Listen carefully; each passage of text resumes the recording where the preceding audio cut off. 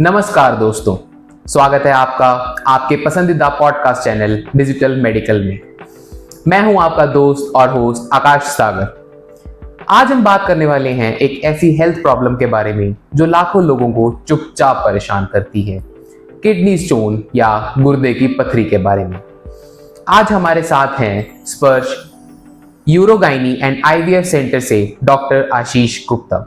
Sir, आपका बहुत बहुत स्वागत है हमारे इस पॉडकास्ट में। Thank you. क्या आप जानते हैं कि हर 10 में से एक इंसान को जिंदगी में कभी ना कभी किडनी स्टोन जरूर होता है। आज के एपिसोड में हम ऐसे सवालों पर बात करेंगे जो न सिर्फ आपकी जिज्ञासा बढ़ाएंगे बल्कि आपके स्वास्थ्य को बेहतर बनाने में मदद भी करेंगे। तो चलिए पॉडकास्ट के साथ शुरू कर। सर, मेरा सबसे पहला सवाल आपसे ये रहेगा कि किडनी स्टोन आखिर होता क्या है और क्या ये सही में एक पत्थर जैसी कोई चीज है? जी बिल्कुल, किडनी स्टोन एक तरह से पत्थर ही है। जैसे कि हम पुराने समय से सुनते आ रहे हैं कि किसी को पित्ते की थैली में पथरी हो गई है या कहीं और पथरी हो गई, उसी तरह से गुर्दे के अंदर भी पथरी बन जाती है। तो ये पथरी कई तरह की होती है और किसी भी इंसान में बन सकती है, किसी भी एज ग्रुप में बन सकती है। और चूंकि हम नॉर्थ इंडिया के अंदर रहते हैं जहाँ पानी की कमी रहती है, गर्मी ज़्यादा होती है, पसीना ज़्यादा आता है, तो नॉर्थ इंडिया के अंदर गुर्दे के अंदर पथरियाँ बनने के चांस थोड़े ज़्यादा होते हैं। ठीक है। और ये पथरियाँ भी क्योंकि हम बाहर से तो नहीं देख सकते, लेकिन जब ऑपरेशन के बाद इन्हें निकाला जाता है तो ये पथरियाँ जो होती हैं वो हमारे सामने सड़कों पर या जो हम कोई और स्टोन्स देखते हैं उसी तरह की होती हैं। हालांकि साइज इनका कम होता है, लेकिन छोटे साइज के अंदर भी ये तकलीफ बहुत ज़्यादा रहती है। ठीक है सर, मेरा अगला सवाल आपसे ये रहेगा कि किडनी स्टोन आखिर कितने प्रकार के हो सकते हैं और इसमें से सबसे ज्यादा दर्दनाक प्रकार का कौन सा होता है? देखिए, किडनी स्टोन मुख्य तौर पर 3 प्रकार के होते हैं। एक तो जो सबसे कॉमन होते हैं वो होते हैं कैल्शियम ऑक्सलेट स्टोन्स, दूसरे होते हैं कैल्शियम फॉस्फेट, और तीसरे जो होते हैं वो रेयर टाइप के स्टोन्स होते हैं जो ज्यादातर जेनेटिक कारण की वजह से होते हैं, जैसे कि ज़ैंथिन स्टोन है, सिस्टीन स्टोन है या फिर यूरिक एसिड स्टोन है। इन पथरियों के अंदर जो सबसे कॉमन पाए जाते हैं कैल्शियम ऑक्सलेट, इनकी शेप भी अलग अलग हो सकती है, इनका साइज भी अलग अलग हो सकता है। जैसे कि हम माने कि किसी पेशेंट के अंदर हमने सुना है कि 4 mm की पथरी है, किसी में 40 mm की पथरी है, तो केवल साइज से ही उस पेशेंट को दिक्कत होगी ये जरूरी नहीं है। बहुत सारे पेशेंट्स होते हैं जिनमें 40 mm की पथरी भी कोई नुकसान नहीं करती, लेकिन बहुत सारे पेशेंट होते हैं जिनमें 4 mm की पथरी का दर्द भी सहन नहीं होता। इसका मुख्य कारण ये है कि पथरी की शेप कैसी है उस पर डिपेंड करता है। कुछ पथरियां गोल होती हैं जिनकी सतह जो होती है बिल्कुल स्मूथ होती है, इस वजह से वो दर्द कम करती हैं। लेकिन कुछ पथरियां होती हैं जो कांटेदार होती है, जिनके कांटे निकले हुए होते हैं, वो छोटे साइज के अंदर भी दर्द ज्यादा करती हैं। आमतौर पर जो कैल्शियम ऑक्सलेट की स्टोन्स होती हैं वो नुकीली होती हैं, जिनके ऊपर कांटे निकले होते हैं। तो इन सभी स्टोन्स के अंदर सबसे ज्यादा पेन करने वाली जो पथरियां होती हैं वो कैल्शियम ऑक्सलेट की होती हैं। कैल्शियम फॉस्फेट की हम बात करें तो आमतौर पे जिन पेशेंट्स के अंदर पेशाब का इन्फेक्शन हो या बार बार इन्फेक्शन होता हो, उस इन्फेक्शन के अंदर कैल्शियम फॉस्फेट की पथरियां बनती हैं जो नुकसान शरीर को शायद ज्यादा करती हैं इन्फेक्शन की वजह से, लेकिन दर्द कम करती हैं। और फिर जब तीसरे टाइप की जो रेयर स्टोन्स हैं जैसे कि सिस्टीन, यूरिक एसिड और ज़ैंथिन स्टोन, इनका जो प्रक्रिया होती है ये दोनों का मिक्सचर है। कुछ पथरियां इसमें स्मूथ होती हैं, कुछ कांटेदार होती हैं। तो ये जब हम फर्दर किसी पेशेंट कोई आता है उसकी जांच करते हैं, या किसी पेशेंट को जैसे मान लो एक बार हम ऑपरेट कर चुके हैं लेकिन उसे बार बार पथरियां बन रहे हैं और उस पथरी की हम जांच करवाते हैं, तब हमें पता लगता है कि उसके अंदर किस तरह की पथरी बनी हुई है। ठीक है सर, एक अहम सवाल, ऐसे कौन सा वर्ग है जो इसके लिए ज्यादा रिस्क पर है, महिलाएं या पुरुष? देखिए, इसके अंदर महिला और पुरुष के बजाय, जैसे कि मैंने पहले भी आपको बताया है कि एनवायरमेंटल फैक्टर्स और जेनेटिक फैक्टर्स ये ज़्यादा इंपॉर्टेंट है। हम ये नहीं कह सकते कि किसी महिला में स्टोन बनने का चांस ज़्यादा है या पुरुषों में स्टोन बनने का चांस है। इंडिया के अंदर पुरुषों में स्टोन इसलिए ज़्यादा पाए जाते हैं क्योंकि पुरुष जो है वो घर से ज़्यादा बाहर काम करते हैं, उनका लेबोरियस वर्क ज़्यादा होता है, मैनुअल वर्क ज़्यादा होता है, ज़्यादा पसीना आता है, कम पानी पी पाते हैं, इसलिए पुरुषों के अंदर आमतौर पर पथरियाँ ज़्यादा देखी जाती हैं। लेकिन इसका मतलब ये नहीं है कि पुरुषों की बॉडी स्टोन ज़्यादा बना रही है, उनका काम करने का एनवायरनमेंट ऐसा है कि वो स्टोन प्रोन हो गया है। दूसरा, अगर हम एज फैक्टर की बात करें तो पहले के समय में हमने देखा है कि बच्चों के अंदर पथरियां बहुत कम देखने को मिलती थी, लेकिन अब खान पान का जो बदलाव हो गया है, लोग जंक फूड ज्यादा खाते हैं, सॉफ्ट ड्रिंक्स लेते हैं और ये जो आपका फास्ट फूड होता है इसको ज्यादा लेते हैं, नमक ज्यादा खाते हैं, तो अब बच्चों के अंदर भी स्टोन मिलने स्टार्ट हो गए हैं। मैंने अपने 15 साल के करियर में मैंने, आप मानिएगा कि 1.5 से 2 महीने के बच्चे के अंदर भी पथरी बनी हुई देखी है। हमने उसे ऑपरेट भी किया है और उसे निकाला भी है। और लास्ट में हमने 90-95 एज तक के पेशेंट्स जो हैं उनके शरीर में भी पहली बार पथरी बनते हुए देखा है। तो हम सीधे तौर पर ये नहीं कह सकते कि ये मरीज जो है ये ज़्यादा रिस्क पर है या वो पेशेंट है वो कम रिस्क पर है, या महिला के अंदर ज़्यादा खतरा है या पुरुषों के अंदर ज़्यादा खतरा है। जो खान पान का ध्यान अपना ज़्यादा रखते हैं उनके अंदर पथरियां कम मिलती हैं जी। और जिनमें खान पान का ध्यान कम होता है उसमें पथरी ज़्यादा मिलती है। लेकिन ऐसा भी नहीं है कि सभी ध्यान करने के बाद भी हम पथरी से बच सकते हैं, क्योंकि जैसा कि मैंने आपको बताया अनुवांशिक जेनेटिक फैक्टर्स जो हैं, अगर आप सब कुछ भी कर लेते हैं उसके बाद भी पथरी बनने का चांस रहता है। तो मेरी सलाह बस यही रहेगी कि आप समय समय पर उसकी जांच करवाते रहें। जैसे अभी आपने बताया कि 1.5 महीने की बच्ची के अंदर मिली, बिल्कुल बिल्कुल, तो अब क्योंकि उसका तो एनवायरनमेंट हम क्या ही कह सकते कुछ नहीं कह सकते उसमें, लेकिन जेनेटिक फैक्टर्स काम कर सकते हैं। जी। माता पिता को प्रीडिस्पोज्ड हो या कुछ ऐसे जीन्स उसके अंदर ट्रांसफर हो गए हैं जिसकी वजह से जब बच्चा पेट में था तभी से ही पथरी बननी शुरू हो गई, और जब बच्चा पैदा हुआ तब हमें पता लगा कि उसके गुर्दे में पथरी है। ठीक है सर।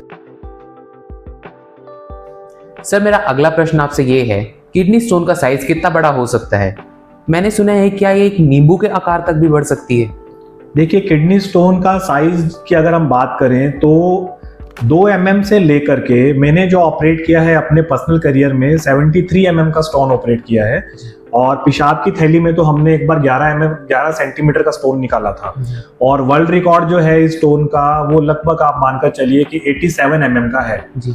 तो नींबू का आकार तो बहुत छोटा रह गया उससे। जी जी। नींबू का आकार आप मान के चलिए 3-4 सेंटीमीटर का है, तो उससे भी 4 गुना पथरी बड़ी हो सकती है जी। और कई बार ऐसा होता है कि जैसे पैराथायरॉयडिज्म करके बीमारी होती है जी। या रीनल ट्यूबुलर एसिडोसिस होता है, उसके अंदर कैल्शियम इतना ज्यादा यूरिन में निकलता है कि स्टोन्स जो होते हैं उनका साइज बहुत बड़ा होता है जी। नंबर भी बहुत बड़ा होता है जी। तो किसी किसी पेशेंट के अंदर 200, 250 पथरी भी एक गुर्दे में होती हैं, जिनका साइज 5 mm से लेकर के और 50 mm तक वेरी कर सकता है। तो अगर साइज की सिर्फ हम बात करें तो हम ये नहीं कह सकते कि सिर्फ नींबू का साइज ही मैक्सिमम साइज है। पेशेंट की अपनी जो आप क्या कहेंगे उसे कि किस्मत है कि वो किस किस्मत के साथ अपनी पथरी लेकर हमारे पास आता है।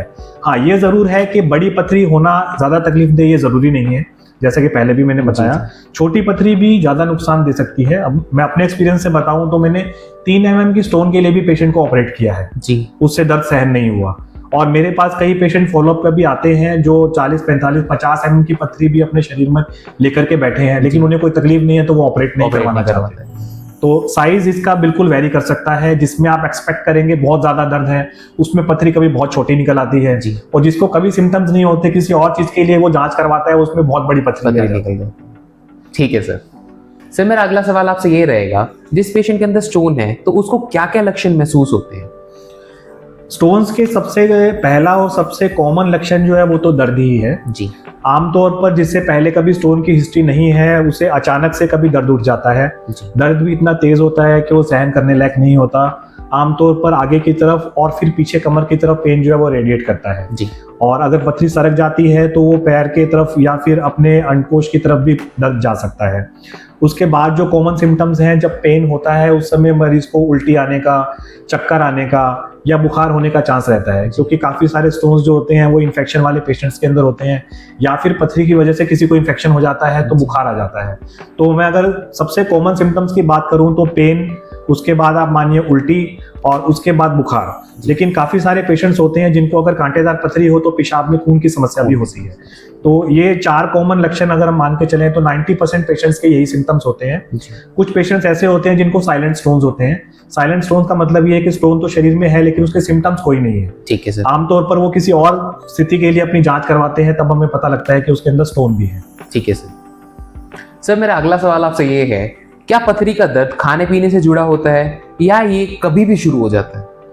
पथरी बनने का कारण जितना खान पान से जुड़ा है उतना दर्द का कारण खान पान से नहीं जुड़ा है जी। पथरी का दर्द आमतौर पर कभी भी हो सकता है, लेकिन हमने ये देखा है कि जब पेशेंट या तो लंबे समय के लिए लेटा हुआ हो और एकदम से उठ जाता है, या कोई स्टर्नस एक्टिविटी कर रहा है जिससे शरीर बहुत हिलता है, तो अंदर की पथरी के हिलने के चांस भी बढ़ जाते हैं। उन चीज़ों के अंदर पेशेंट को अचानक से पेन होता है। आमतौर पर पेन जो होता है वो अचानक ही होता है, और जब होता है तब बहुत तेज होता है। धीरे धीरे जब वो कोई इलाज लेता है या कोई दवाई लेता है तो उससे दर्द धीरे धीरे कम हो जाता है।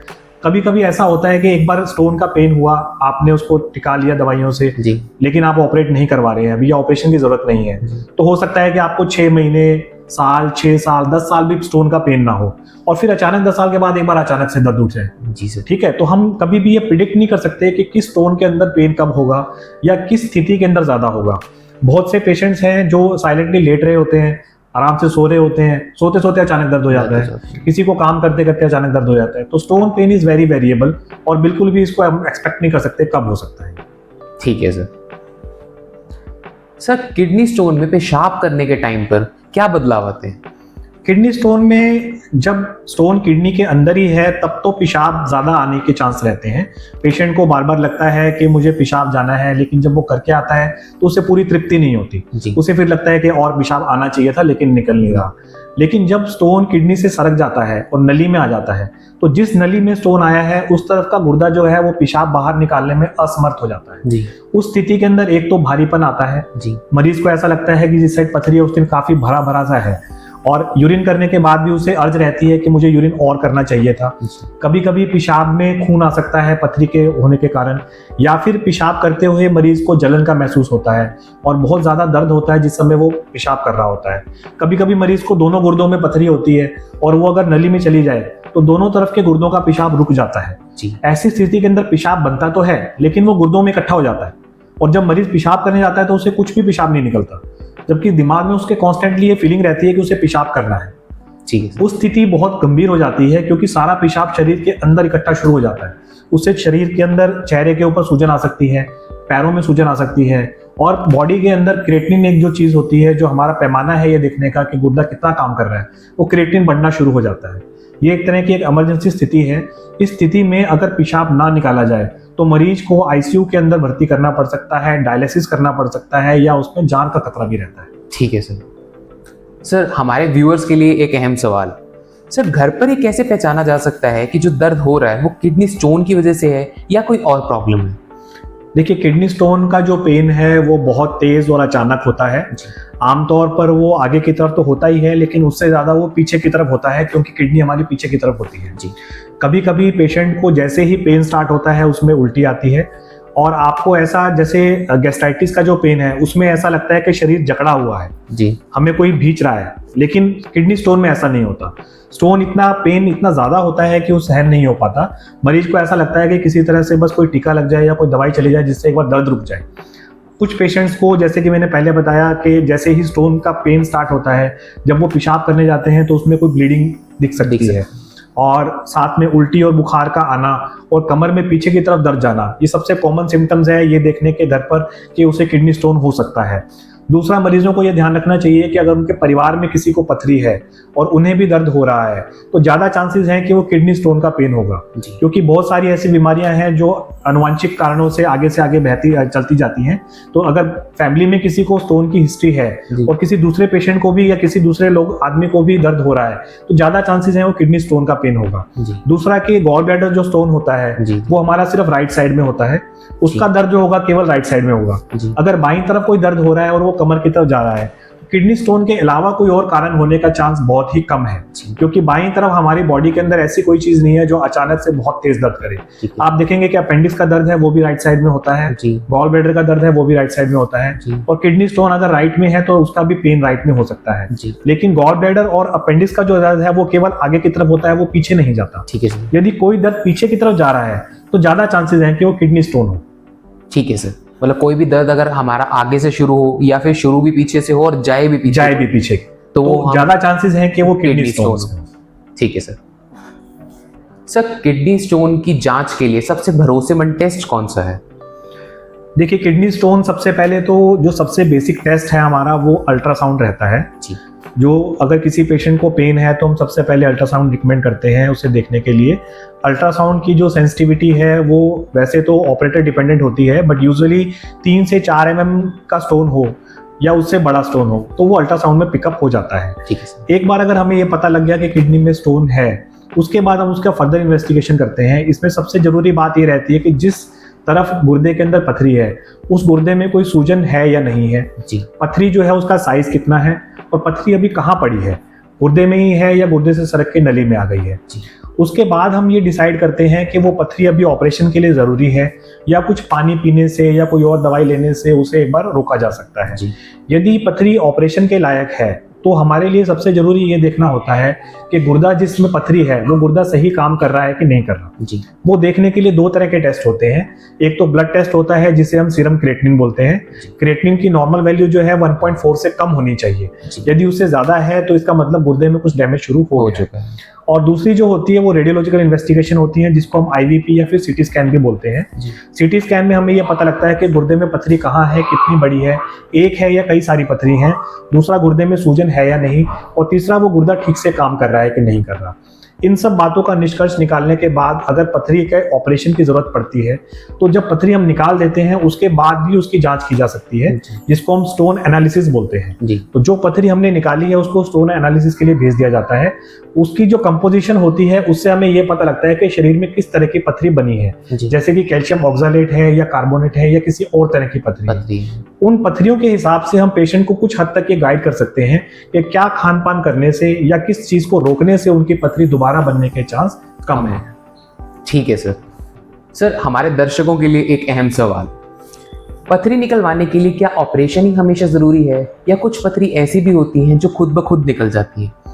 देखिए, बहुत ही अहम मुद्दा है, क्योंकि मैंने आजकल देखा है कि मार्केट में बहुत तरह के इलाज लोग क्लेम करते हैं कि जैसे झाड़ फूक से है या फिर देसी दवाइयाँ हैं या कोई मुंह से खींच के पथरी निकाल रहा है, या अलग अलग तरह के लोग अलग अलग क्लेम करते हैं। तो मैं सबसे पहले दर्शकों से चाहूँगा कि इन मिथ्या बातों पर ध्यान ना दें, क्योंकि ये जो आपका शरीर है ये भगवान की बहुत बड़ी देन है और इसके साथ खेलना सबसे बड़ा एक भगवान द्वारा दिए गए वरदान का एक अपमान है जी। तो पथरी जो है वो ज़्यादातर इस बात पे डिपेंड करती है कि उसका साइज क्या है। आमतौर पर हमारे ये देखा गया है कि 8-9 mm तक की जो पथरी होती है वो चाहे गुर्दे में हो या गुर्दे की नली में हो, उसके निकलने के 30 से 40% चांस होते हैं जी। अगर वही पथरी अगर हम बात करें 5 से 6 mm की है, उसके निकलने के 80% चांस हैं जी। और उससे छोटी पथरी 90 से 100% तक निकल जाती है। लेकिन ये इस बात पे डिपेंड करता है कि जिस मरीज को पथरी है उस पथरी की शेप क्या है जी। जैसे मैंने पहले भी बताया है कि पथरी दो तरह से होती है, एक तो जो चिकनी पथरियां होती हैं, स्मूथ होती हैं, एक कांटे वाली पथरी होती हैं। तो जो कांटे वाली पथरी होती है वो छोटे साइज के अंदर भी दर्द बहुत ज्यादा करती है जी। हालांकि उसके निकलने के चांस तो हैं, लेकिन हम ये नहीं कह सकते वो कितने दिन में, कितने घंटे में और कब निकलेगी। यदि उस छोटी पथरी से भी मरीज को ज्यादा नुकसान हो रहा है या उससे ज्यादा दर्द हो रहा है या इतना दर्द हो रहा है कि बार बार उसे इलाज की जरूरत पड़ रही है, तो उस छोटी पथरी के अंदर भी ऑपरेशन करवाना पड़ सकता है। लेकिन वही पथरी अगर स्मूथ है, उसके अंदर कांटे नहीं है, मरीज को ज्यादा दर्द नहीं है, तो हम उसे वेट करने की सलाह देते हैं। और कुछ ऐसी दवाइयां आती हैं जिससे शरीर में पथरी या तो घुल जाए या पेशाब की फ्रीक्वेंसी बढ़ने के कारण या प्रेशर बढ़ने के कारण जो है वो पथरी निकल जाए जी। तो हमारा साइज का रिकमेंडेशन जो रहता है वो 8 से 9 mm तक की पथरी का रहता है जी। यदि मरीज को सिम्टम्स नहीं है तो हम उसे वेट करने की सलाह देते हैं जी। लेकिन यदि उससे बड़ी पथरी है या उससे छोटी भी है और गुर्दे की नली में फंस गई है जी, गुर्दे की रिपोर्ट्स ठीक नहीं आ रही है या सूजन है या पेशाब में खून आ रहा है, तो छोटी पथरी के लिए भी ऑपरेशन करना पड़ सकता है। ठीक है सर, मेरा अगला सवाल आपसे ये रहेगा, लिथोट्रिप्सी या शॉक वेव ट्रीटमेंट ये क्या है और क्या ये दर्दनाक क्रिया है? नहीं, देखिए, लिथोट्रिप्सी जिसको हम शॉकवेव कह रहे हैं ये बेसिकली जो है मिलिट्री सेटअप के लिए बनाई गई थी जी। उसमें जो वेपनरी डेवलप करते हैं उनका ये काम था कि साउंड वेव से दुश्मन को कैसे नुकसान पहुंचाया जाए, उसकी तकनीक विकसित कर रहे थे जी। लेकिन वो साउंड वेव इतनी पावरफुल तो नहीं थी कि वहां तक पहुंच पाए। लेकिन इसका दूसरा उपयोग जो ह्यूमन बॉडी के अंदर हुआ वो ये हुआ कि बाहर से शॉक वेव, जिसको साउंड वेव्स बोलते हैं, उनको डाल करके और पथरी को अंदर से तोड़ने की कोशिश की जाए जी। तो इस प्रक्रिया में कोई बाहर से चीरा टांका नहीं लगता, कोई बेहोशी की जरूरत नहीं होती, लेकिन एक मशीन होती है जिसे हम लिथोट्रिप्सी मशीन बोलते हैं। बाहर से साउंड वेव्स बार बार उस पर डाली जाती हैं, जो साउंड वेव की फ्रीक्वेंसी और फोकस पॉइंट पथरी के हिसाब से सेट किया जाता है। और एक बार में 2000 से 3000 जो उसमें साउंड वेव्स की होती हैं वो डालते हैं, जिससे कि पथरी टूट जाए। और 3 सेशंस के अंदर इसे किया जाता है। तो 1970s से लेकर के और 2010 तक जो है ये बहुत ही एक पॉपुलर टेक्निक थी ऑपरेट करने की जी। इसका सबसे बड़ा फायदा ये था कि कोई चीरा टाका नहीं लगता था, बेहोशी नहीं लगती थी, मरीज चलकर आता था, चलकर चला जाता था जी। लेकिन सबसे बड़ा नुकसान ये था कि एक तो गारंटी नहीं थी कि पथरी टूट जाएगी जी। दूसरा, कई बार क्या होता है, जैसे 20 mm की पथरी तोड़ने के लिए अपने प्रयोग किया तो उसके 5-5 mm के 4 टुकड़े हो गए जी। तो वो 4 टुकड़े अपने आप पेशाब में निकलेंगे कि नहीं निकलेंगे हम ये नहीं कह सकते जी। अगर वो पेशाब की नली में एक भी टुकड़ा फंस जाता है उसके लिए फिर ऑपरेशन करना पड़ता है और वो ऑपरेशन इमरजेंसी हो जाता है जी। तो इसलिए जो है ये तकनीक जो है पुराने समय में तो कामयाब थी, लेकिन आज के समय में इतने ज़्यादा रिकमेंड नहीं की जाती, क्योंकि आज के टाइम पे जो स्मॉल इंसिजन से, छोटे छोटे औजारों से जो ऑपरेशन हो जाते हैं, जिसकी 100% सक्सेस रेट है, उसके मुकाबले लिथोट्रिप्सी का जो रोल है वो बहुत कम हो गया है। ठीक है सर, मेरा अगला सवाल आपसे यही है, पथरी से बचने के लिए सबसे आसान और असरदार घरेलू उपाय कौन से हैं? देखिए, मुख्य तौर पर आपको 2 ही बातों का ध्यान रखना है जी। एक तो हमारे शरीर के अंदर पानी की कमी नहीं होनी चाहिए। तो कुछ लोग कहते हैं कि दिन में 5 लीटर, 6 लीटर, 10 लीटर पानी पीजिए, इतना ज़रूरत नहीं है, लेकिन इतना पानी जरूर होना चाहिए कि 2.5 से 3 लीटर का आपका इंटेक रहे। और उसका भी सबसे अच्छा नापने का पैमाना ये है, कुछ लोगों को जैसे पसीना ज़्यादा आता है या किसी को यूरिन ज़्यादा आता है, तो जिनके अंदर ये समस्या है उनको पानी थोड़ा सा और बढ़ाना है जी। कम से कम 8 से 10 गिलास पानी आपको रोज पीना चाहिए। दूसरा जो सबसे इंपॉर्टेंट फैक्टर है वो है नमक जी, क्योंकि जो कैल्शियम यूरिन में निकलता है वो सोडियम जो सॉल्ट के अंदर होता है उसके साथ कंपाइल होकर के स्टोन बनाता है जी। तो अगर हम सोडियम की अमाउंट बॉडी के अंदर कम रखें तो उससे भी स्टोन होने के चांस काफ़ी कम हो जाते हैं। तो केवल पानी ज़्यादा पीने से और खाने के अंदर नमक कम करने से 50% तक स्टोन प्रोडक्शन की जो है वो रिडक्शन हो सकती है जी। दूसरी चीज़ हमें ये बात ध्यान में रखनी है कि जो छोटी बीज वाली चीज़ें होती हैं जी, जैसे कि टमाटर है, मिर्च है, बैंगन है, जिनके अंदर छोटे छोटे लेकिन बहुत ज़्यादा बीज हैं जी, उनको हमें नहीं खाना है, क्योंकि बीज के अंदर जो है वो डीएनए बहुत ज़्यादा होता है जिसके अंदर ऑक्सैलिक एसिड होता है, और वो ऑक्सैलिक एसिड हमारी यूरिन में जब भी निकलता है तो कैल्शियम के साथ कंपोज होकर के कैल्शियम ऑक्सैलेट की पत्थरियां बनाता है जी। तो अगर हम खान पान में केवल 3 बातों का ध्यान रखें, ज़्यादा पानी, कम नमक और छोटे बीज वाली चीज़ों को ना खाएं जी, तो हम पथरी बनने को कम कर सकते हैं। ठीक है सर, क्या नींबू पानी या नारियल पानी स्टोन को रोक सकता है या सिर्फ एक भ्रांति है? देखिए, रोक सकने वाला तो ऐसा हम नहीं कह सकते कि वो रोक सकता है। हाँ, सिट्रस फ्रूट जो खट्टे फ्रूट्स होते हैं वो यूरिन के अंदर एसिडिटी को थोड़ा सा बढ़ाते हैं। एसिडिटी बढ़ाने से कैल्शियम डिपॉजिट होने के चांस थोड़े से कम हो जाते हैं, तो उससे हम ये मानते हैं कि पथरी कम बननी चाहिए। हालांकि स्टडीज के अंदर ऐसा पाया नहीं गया है।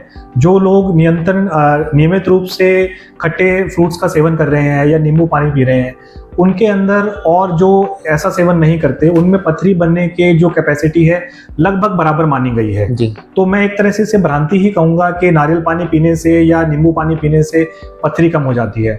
हाँ, किसी भी फॉर्म में अगर आप वाटर इंटेक बढ़ा रहे हैं जी, उससे पथरी जरूर कम होती है, चाहे वो प्लेन पानी हो, चाहे वो नींबू पानी हो, चाहे आपके जूस के अंदर पानी हो या खाने के अंदर पानी हो। तो ओवरऑल जो वाटर इंटेक है वो अगर आप अच्छा ले रहे हैं जी, उससे पानी पीने से जो है आपके पथरी कम हो सकती है, लेकिन उसमें नींबू होना चाहिए ऐसा जरूरी नहीं, वो नारियल पानी होना चाहिए ऐसा जरूरी नहीं।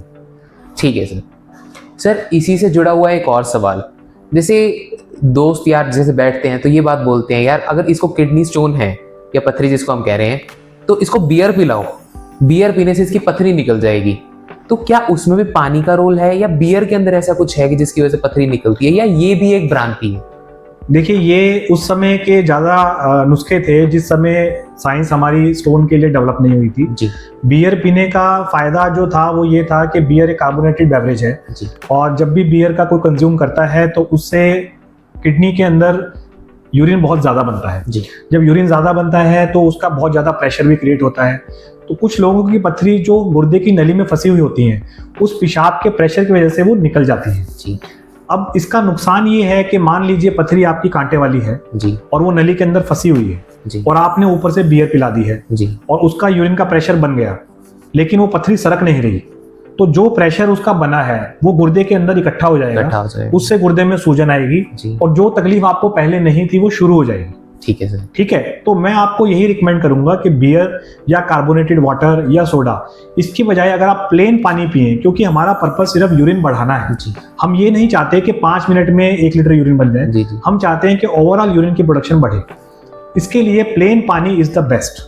ठीक है सर, मतलब जैसे ये लोगों के अंदर ये भ्रांति है एक किस्म की कि बियर पियो और ये पथरी ठीक हो जाएगी। हाँ, पथरी ठीक नहीं होती उससे केवल यूरिन का प्रेशर बढ़ता है जी। प्रेशर बढ़ने से कुछ लोगों को हो सकता है उससे फायदा हो, लेकिन जिनको फायदा नहीं होगा उनको नुकसान बहुत ज्यादा होगा।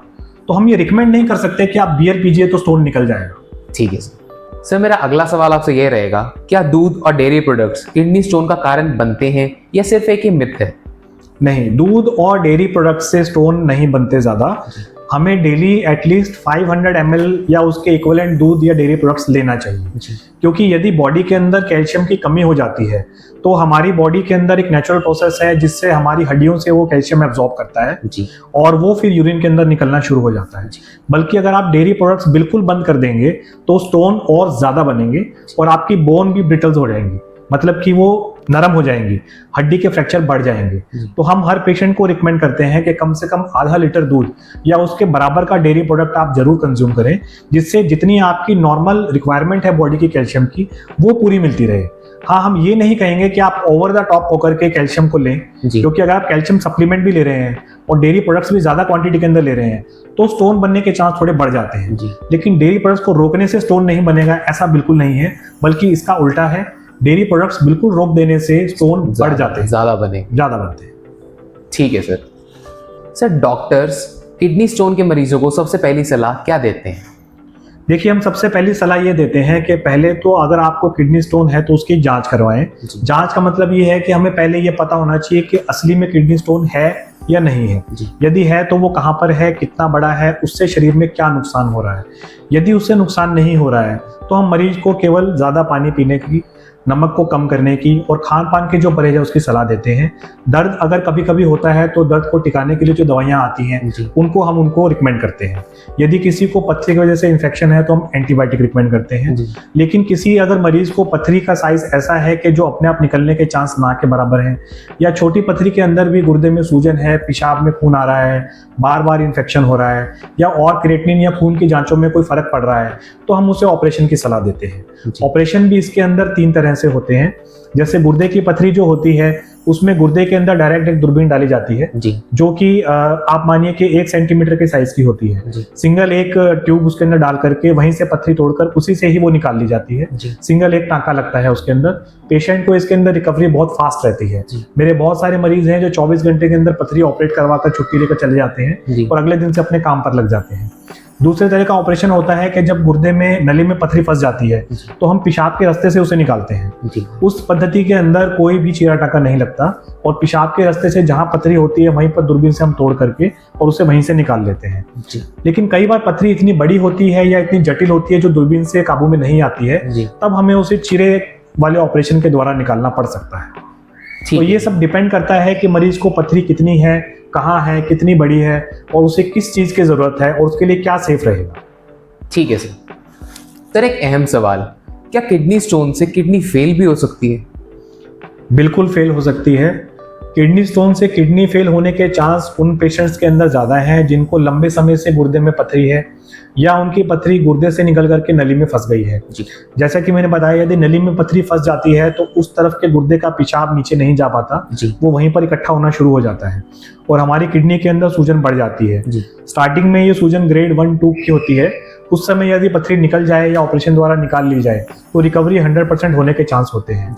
लेकिन यही सूजन अगर ग्रेड 3, ग्रेड 4, ग्रेड 5 में चली जाती है तो पथरी निकालने के बाद भी उसके अंदर परमानेंट डैमेज रह जाता है।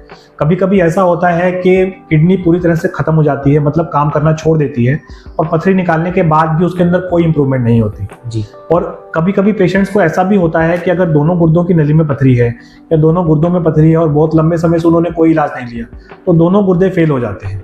ऐसे पेशेंट्स को लाइफ लॉन्ग या तो डायलिसिस पे रहना पड़ता है या फिर उन्हें किडनी ट्रांसप्लांट के लिए भी जाना पड़ता है। रिसेंटली मैंने काफ़ी सारे पेशेंट्स ऐसे देखे हैं जिनको लंबे समय से पथरियां थी, दोनों गुर्दों में थी, लेकिन तकलीफ नहीं दे रही थी तो वो कुछ नहीं कर रहे थे। अचानक कभी पथरी नली में फंसी, क्रिएटिनिन बढ़ गया, अचानक से पेशाब इकट्ठा हो गया और उनको डायलिसिस करवाना पड़ा। इस सिचुएशन में भी अगर किसी ने पथरी का इलाज नहीं करवाया तो उनके पास फिर गुर्दा प्रत्यारोपण के अलावा और कोई ऑप्शन नहीं बचता। तो किडनी स्टोन जितना छोटा है उतना ही तकलीफ बहुत बड़ी है। मैं किसी को भी सलाह नहीं दूंगा कि अगर किसी को किडनी स्टोन हो तो उसे हल्के में ले, क्योंकि यदि गुर्दे आपके फेल हो जाते हैं तो आपके आगे का जीवन जो है बहुत ही चिंताजनक है। ठीक है सर, अगर किसी को किडनी स्टोन हो जाता है तो उसके लाइफस्टाइल में क्या क्या बदलाव आते हैं? देखिए, किडनी स्टोन की वजह से उसकी लाइफस्टाइल में क्या चेंजेस आएंगे वो उस पर डिपेंड करता है कि उसके किडनी स्टोन के क्या सिम्टम्स हैं जी। जैसे कि मैंने बताया, यदि उसे दर्द बार बार हो रहा है तो ऑब्वियसली वो काम पे अपने ध्यान नहीं दे पाएगा, सारा ध्यान जो है उसका पथरी के दर्द की तरफ रहेगा। पेशाब बार बार जाना पड़ता है तो उससे तंग रहता है मरीज, या बार बार इन्फेक्शन होता है तो उससे बुखार आता है, बुखार के लिए आपको बार बार अस्पताल में भर्ती होना पड़ सकता है। तो ये सब लाइफस्टाइल के चेंजेस जो हैं वो पेशेंट के अपने खुद के आते हैं। लेकिन कुछ चेंजेस ऐसे हैं जो यदि हम करें तो उससे स्टोन कम बन सकते हैं। जैसे कि नियमित आपको व्यायाम करना चाहिए। व्यायाम का मतलब ये नहीं है कि आपने पसीना बहाना है केवल, क्योंकि जितना पसीना बहाते हैं उतनी बॉडी के अंदर डिहाइड्रेशन हो जाती है। उस डिहाइड्रेशन को कम करने के लिए पानी भी उतना लेना है। यदि आप केवल एक्सरसाइज करते रहेंगे और पानी की रिक्वायरमेंट को पूरा नहीं करेंगे तो आपकी बॉडी के अंदर स्टोन बनने के चांस बढ़ जाएंगे। मेरे बहुत सारे पेशेंट्स हैं जिन्होंने नया अभी जिम स्टार्ट किया है या जो जिम जाते हैं उन्हें इस बात के बारे में मालूम नहीं होता, तो वो जब पानी की डिहाइड्रेशन हो जाती है तो उनका वजन थोड़ा सा कम हो जाता है। उन्हें लगता है कि जिम जाने से उन्हें फायदा हो रहा है, लेकिन ये जो वजन कम हुआ है ये पानी की कमी से वजन कम हुआ है। यदि इस पानी की कमी को पूरा नहीं किया जाता तो उनके अंदर स्टोन बहुत जल्दी और बहुत ज्यादा बनते हैं। और इस कमी को पूरा करने से कई बार पेशेंट्स के स्टोन अपने आप घुल भी जाते हैं, है ना। दूसरा, लाइफस्टाइल मॉडिफिकेशन, अपने को नमक का, जैसे मैंने बताया, अपने को कम करना है। नमक जो लोग ज्यादा लेते हैं उससे बीपी भी बढ़ता है शरीर के अंदर आपका, और दूसरा ये इसको स्टोन को भी बढ़ाता है।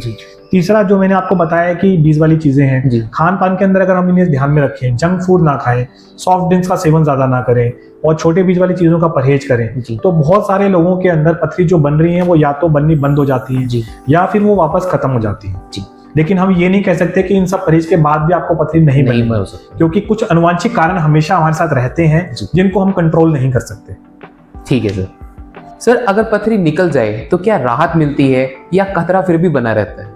देखिए, पथरी निकलने से बेशक एक बार तो राहत मिलती है, लेकिन जैसा कि मैंने बताया कुछ कांटे वाली पथरी होती हैं, जब वो पथरियां निकलती हैं तो जिस रास्ते से वो निकलती हैं वहां घाव बनाते हुए निकलती हैं। तो जब एक बार पथरी निकल जाती है तब तो रिलीफ मिलता है, लेकिन लंबे समय में जहां पर उन्होंने घाव बनाया है वो रास्ता चिपक कर छोटा होने का चांस रहता है। ये बात हमें पथरी निकलने के मानिए आप 6 महीने, साल, 2 साल बाद पता लगती है। और वो भी कैसे पता लगती है कि मरीज को दोबारा हल्का दर्द शुरू होता है, और जब अल्ट्रासाउंड कराते हैं तो गुर्दे में सूजन या पेशाब की नली में सिकुड़न मिलती है। और दूसरा ये है कि जब पथरी निकल जाती है एक बार आराम पड़ जाता है, लेकिन इसका मतलब ये नहीं है कि पथरी दोबारा नहीं बन सकती। हाँ, ये जरूर हो सकता है कि पथरी आपको 6 महीने बाद बने, लेकिन पता आपको उसके 10 साल बाद लगे। 6 से 10 साल तक के बीच में आपको कोई सिम्टम्स ना हो, लेकिन जब सिम्टम्स होंगे आप जांच कराएंगे तो हो सकता है कि दोबारा पथरी बनी हुई हो। जो अर्लीस्ट पॉसिबल टाइम है पथरी निकलने के बाद दोबारा बनने का डॉक्यूमेंटेड, वो 21 डेज से 30 डेज के बीच में है। मतलब किसी मरीज ने अगर 30 दिन पहले भी ऑपरेशन कराया है, 1 महीने के बाद भी उसके शरीर में दोबारा पथरी बन सकती है।